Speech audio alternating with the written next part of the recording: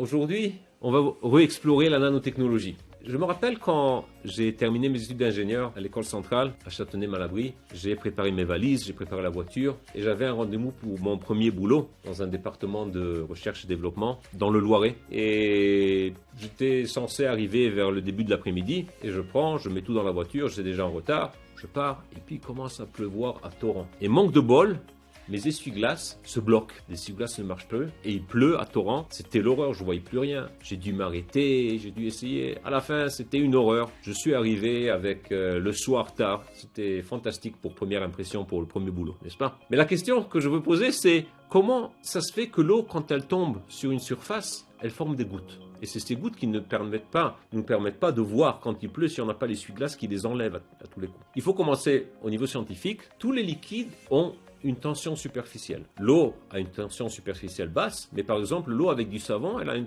tension superficielle plus élevée. C'est pour ça qu'on peut faire des bulles de savon qui peuvent rester dans l'air pendant plusieurs secondes. Et en fonction de cette tension superficielle, l'eau, elle interagit avec une surface dure de plusieurs façons possibles. Il y a un élément fondamental à étudier, c'est quand une goutte se forme sur une surface, il y a un angle qui se forme entre la tangente à la goutte et la surface.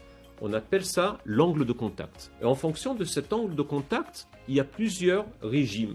Donc de 0 à 5, elle est super hydrophile, elle aime beaucoup l'eau, et l'eau s'étale complètement sur la surface. De 5 à 90 degrés, on dit qu'elle est hydrophile, ça veut dire qu'elle aime l'eau, mais pas tellement. Quand l'angle est supérieur à 90 degrés, on dit que c'est une surface hydrophobe, ça veut dire que la surface n'aime pas l'eau. Et quand cet angle devient très grand, type 150 degrés jusqu'à 180, on voit une boule d'eau sur la surface, et on dit que la surface est super hydrophobe, c'est-à-dire elle déteste l'eau. On peut jeter de l'eau sur des surfaces super hydrophobes et elles rebondissent comme des ballons et puis elles peuvent rouler si le plan est un peu incliné. Elles roulent exactement comme un ballon. La façon dont l'eau interagit avec la surface dure dépend de deux facteurs. Un, la chimie de la surface et deuxièmement, la rugosité de la surface. Si elle a des aspérités, si elle est lisse, si elle est rugueuse. Et il y a un exemple en nature qui est fascinant, qui a été bien étudiée, c'est celle des feuilles de lotus. Les feuilles de lotus, quand il pleut, l'eau, elle reste comme une petite sphère, elle roule sur la feuille. En fait, en roulant, elle ramasse même les saletés qui sont sur la feuille, donc elle la nettoie, et la feuille reste sèche. Et ça a été fascinant, les scientifiques ont regardé comment ça se fait, ça se passe. Quand on regarde au microscope à balayage électronique la surface, on voit qu'elle a des protubérances qui sont distantes quelques microns l'une de l'autre. Et en fait, l'eau, qu'est-ce qu'elle fait ? Elle ne s'étale pas à l'intérieur des protubérances, elle flotte sur la surface des protubérances. Donc elle a très peu de contact avec la feuille elle-même et ça permet cet exemple de super hydrophobie. Dans mon labo et dans beaucoup de labos, on synthétise des nanotubes de carbone et c'est aussi des matériaux qui sont super hydrophobes, donc on peut voir au niveau synthétique un peu le même caractère.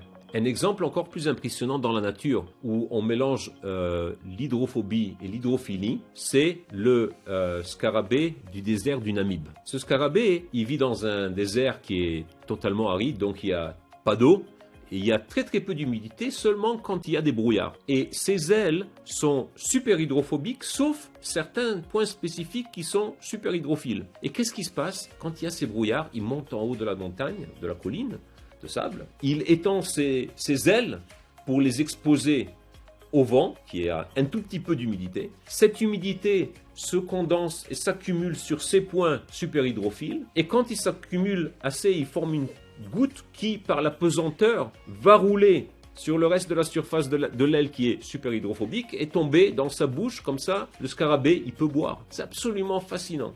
Et en fait, les scientifiques, ils ont regardé ça, ils ont dit, attends, si on prend un verre et on met à l'intérieur une surface qui a des points super hydrophiliques et le reste est sulfhydrophobique, et on le met dehors à l'air, on revient l'après-midi et on va retrouver de l'eau dedans. Et c'est exactement ce qui se passe. Ça peut condenser l'eau à partir de l'humidité de l'air. Et en fait, aujourd'hui, de nombreux produits textiles, on a des sprays qu'on peut mettre sur la surface pour qu'ils deviennent super hydrophobes. Dans la Gemara, dans le Talmud, à Souka, page 6, Amud Aleph, on dit que quand on remplit un verre d'eau ou de vin, le vin, il occupe plus d'espace. Pourquoi? Parce que c'est la surface de tension. La surface de tension, surtout le vin du temps du Talmud, était très épais. Et donc, quand vous mettez de l'eau, elle reste juste à la surface du verre, mais quand vous mettez du vin, elle fait un peu une protubérance comme ça, parce que l'angle de contact est beaucoup plus grand, et donc, ça permet d'avoir plus de vin. Ça, c'est un concept de surface de tension. On voit aussi dans la Torah, dans le Chumash, on voit un exemple quand la génération du désert, on dit qu'ils avaient des habits qui ne devaient pas changer. Ces habits étaient auto-nettoyants, il ne fallait pas les nettoyer, il ne fallait pas les laver. En plus, ils augmentaient de taille pendant que la personne augmentait de taille, aussi le vêtement augmentait de taille. C'était des habits qui s'adaptaient à la surface, à la mesure de la personne et qui étaient auto-nettoyants. Mais ça, c'était pour la génération du désert, ce qu'on appelle le Dordéa. Merci beaucoup.